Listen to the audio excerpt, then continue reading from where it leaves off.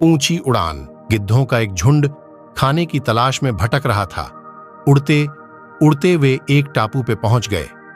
वो जगह उनके लिए स्वर्ग के समान थी।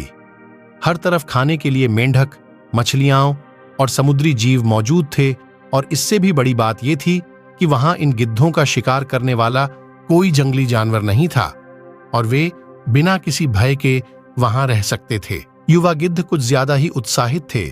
उनमें से एक बोला, वाह, मजा आ गया। अब तो मैं यहां से कहीं नहीं जाने वाला। यहां तो बिना किसी मेहनत के ही हमें बैठे बैठे खाने को मिल रहा है। बाकी गिद्ध भी उसकी हां में हां मिला खुशी से झूमने लगे। सबके दिन मौज मस्ती में बीत रहे थे, लेकिन झुंड का सबसे बूढ़ा गिद्ध इससे खुश नहीं था। एक दिन अपनी चिंता जाहिर करते हुए वो बोला, भाइयों, हम गिद्ध हैं।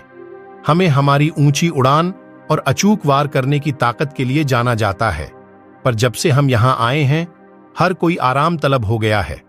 ऊंची उड़ान तो दूर, ज्यादातर गिद्ध तो कई महीनों से उड़े तक नहीं हैं, और आसानी से मिलने वाले भोजन की वजह से अब हम सब शिकार करना भी भूल रहे हैं। ये हमारे भविष्य के लिए अच्छा नहीं है।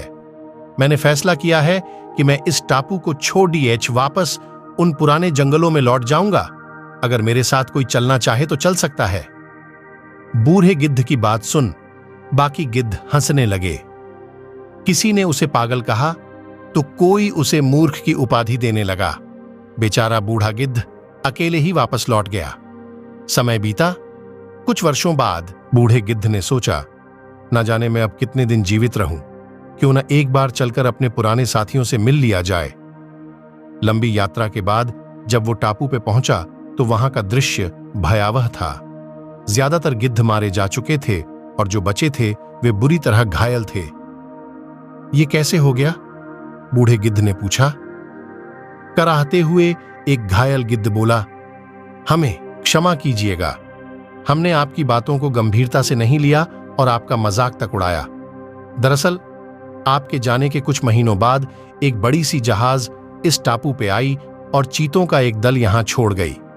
चीतों ने पहले तो हम पर हमला नहीं किया, पर जैसे ही उन्हें पता चला कि हम सब न ऊंचा उड़ सकते हैं और न अपने पंजों से हमला कर सकते हैं, उन्होंने हमें खाना शुरू कर दिया। अब हमारी आबादी खत्म होने की कगार पर है।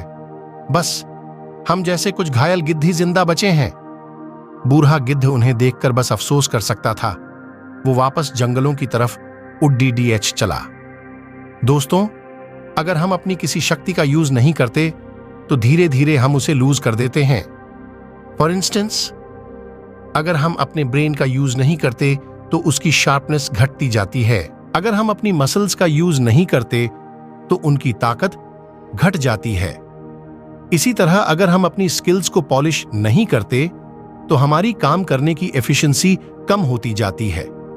तेजी से बदलती इस दुनिया में हमें खुद को बदलाव के लिए तैयार रखना चाहिए, पर बहुत बार हम अपनी करंट जॉब या बिजनेस में इतने कंफर्टेबल हो जाते हैं कि बदलाव के बारे में सोचते ही नहीं और अपने अंदर कोई नई स्किल्स ऐड नहीं करते, अपनी नॉलेज बढ़ाने के लिए कोई किताब नहीं पढ़ते, कोई ट्रेनिंग प्रोग्राम नहीं अटेंड करते।